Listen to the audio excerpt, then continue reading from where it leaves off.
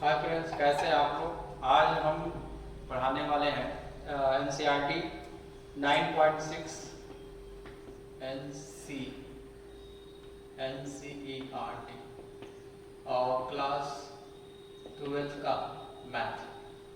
तो आज हम लोग पढ़ने वाले हैं 9.6 में एनसीईआरटी क्लास 12 का मैथ। और इसके पहले वाले वीडियो में हम पढ़ा दिए हैं 9.6 का जो 6 का क्वेश्चन है, उसमें बेसिक वीडियो भी है। इसमें हम लोग पढ़ने एक्स क्वेश्चन नंबर 7 और ये रैखिक अवकलन समीकरण है, इसको सॉल्व करते हैं। ये दिया है क्या, x log x dy upon में dx plus y equal to 2 upon x log x। ठीक है, और इसमें हम क्या करेंगे, पहले हम रैखिक अवकलन समीकरण में बनाने का प्रयास करेंगे। कैसे रैखिक अवकलन समीकरण बनता है देखिएगा। हम क्या करेंगे, दोनों पदों में या दोनों टर्म में x log x से डिवाइड कर देंगे। तो लिखेंगे दोनों पक्षों में x log x से भाग करने पर तो भाग कर देंगे।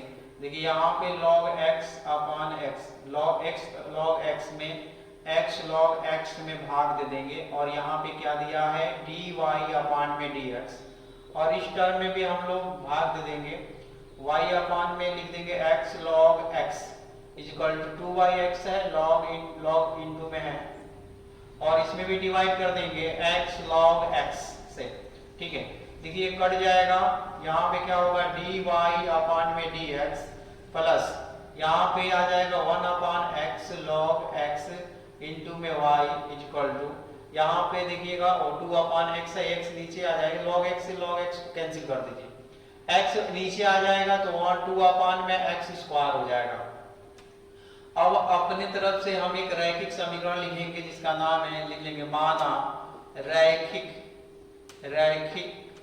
अवकलन समीकरण dy अपान में dx प्लस में py इक्वल टू q से तुलना कर देंगे। तुलना करने पर जब हम लोग तुलना कर देंगे तो क्या आ जाएगा, देखिए अपने तरफ से तुलना कर देंगे। देखिए यहाँ पे y के आगे p है, यहाँ पे y के आगे क्या है 1 अपान x log x है।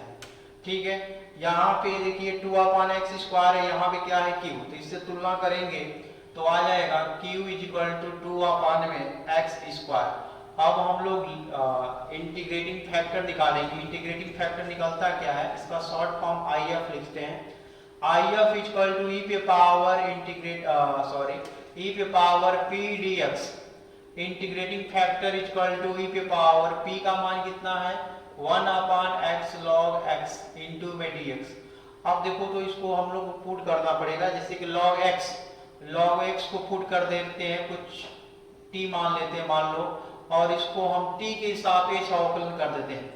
t के सापेक्ष अवकलन करने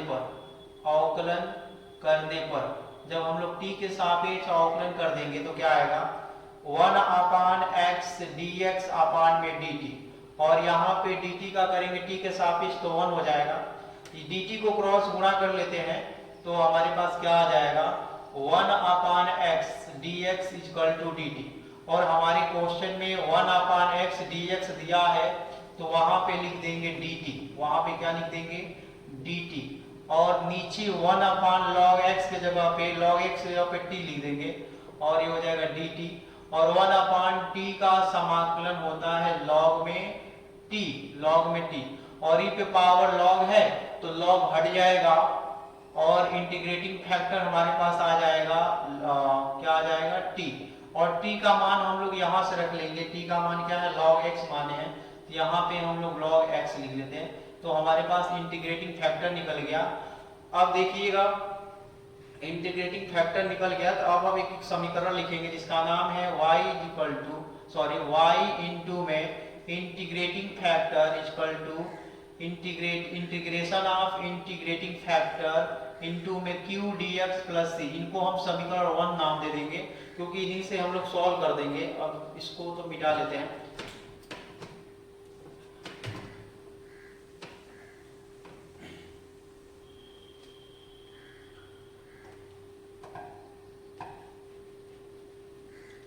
देखिएगा इसका हम लोग क्या करेंगे, इसका एक समीकरण नाम दे दिए समीकरण 1 y into I F integration of I F into Q D x और प्लस में सी। अब हम लोग क्या करेंगे, इसमें मान रखेंगे q का y को y रखेंगे, इंटीग्रेटिंग फैक्टर क्या आया है, इंटीग्रेटिंग फैक्टर क्या आया है, log x आया है, log x लिख लेते हैं इंटीग्रेशन ऑफ, फिर यहाँ पे इंटीग्रेटिंग फैक्टर क्या आया है log x और q का मान क्या आया था, q का मान 2/x² आया था। जब हम लोग कंपेयर किए थे तो 2 का मान q का मान आया था 2/x², यहाँ पे हो जाएगा dx और प्लस में क्या दिया है c।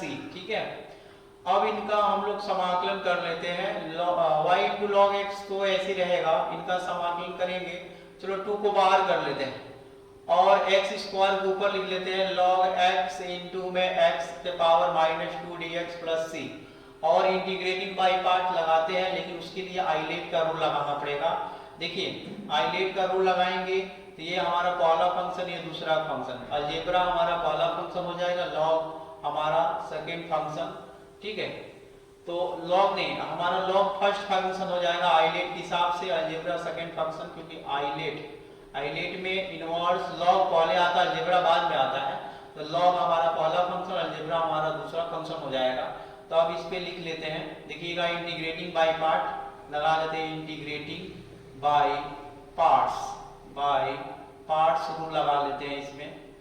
ठीक है, इंटीग्रेटिंग बाय पार्ट से करेंगे, इनको पहला फंक्शन माने, इनको सेकंड फंक्शन, तो जो पहला फंक्शन मानते हैं ना उसको हम लोग आगे कर लेते हैं, उसका समाकलन नहीं करते हैं, उसको हम लोग बाहर कर लेते हैं log x, और जिसको सेकंड फंक्शन माने उसको इंटीग्रेशन ऑफ x⁻² dx, फिर होल इंटीग्रेशन ले लेते हैं, पूरे का इंटीग्रेशन लगाएंगे और फिर हम लोग ब्रैकेट ले लेंगे, यूज कर लेंगे d/dx, जो पहला फंक्शन है उसका हम लोग अवकलन कर देंगे। ठीक, फिर इंटीग्रेशन लगा लेंगे, फिर सेकंड फंक्शन का हम लोग क्या करेंगे, समाकलन कर देंगे x⁻² dx, फिर ब्रैकेट बंद कर देंगे, dx यूज कर लेंगे और फिर होल ब्रैकेट बंद कर देंगे और प्लस में हमारे पास आ जाएगा c। यहाँ पे क्या हो जाएगा y log x में 2 और log x यहाँ लिख लेंगे, x⁻² का समाकलन हो जाएगा x⁻1 और वही पावर नीचे भी लिख देते हैं, क्योंकि इसमें 1 जोड़ा जाता है, 1 जोड़ोगे तो -1 और फिर वही पावर नीचे भी लिख लिया जाता है, और log x का अवकलन 1/x होता है, सभी जानते हो, x⁻2 में 1 जोड़ेंगे तो -1 आ जाएगा, -1 नीचे भी लिख देंगे और यहाँ हो जाएगा dx प्लस में c, माइनस यहाँ प्लस हो जाएगा, ये भी माइनस आगे लिख सकते हो, तो लिख लेंगे तो क्या हो जाएगा, देखिएगा लिख लेंगे तो हमारे पास आ क्या जाएगा, y log x दिया है, y log x लिख लेंगे, y log x, ठीक है, इक्वल टू में 2 है, 2 लिख लेते हैं, ये देखिए माइनस हमारा क्या हो जाएगा, ऊपर हो जाएगा, x नीचे चला जाएगा, तो यहाँ पे हो जाएगा माइनस में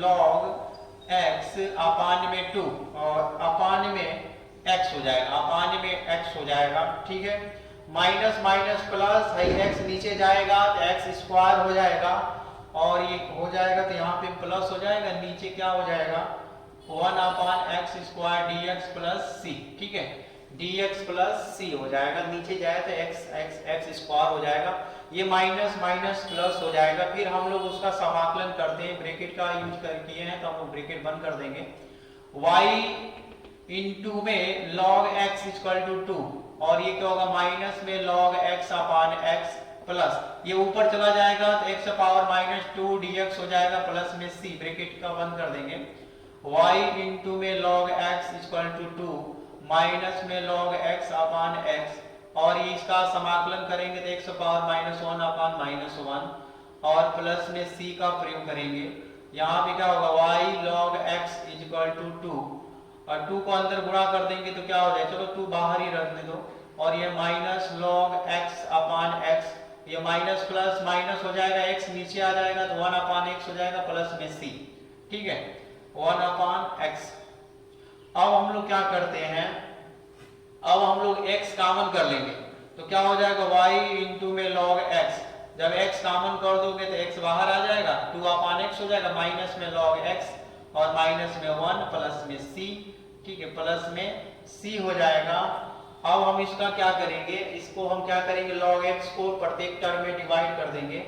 log x को प्रत्येक टर्म में डिवाइड कर देंगे तो क्या आ जाएगा हमारे पास, log x को प्रत्येक टर्म में डिवाइड कर देंगे, या तो यहीं पे छोड़ दीजिए या माइनस कॉमन कर दो इसमें से।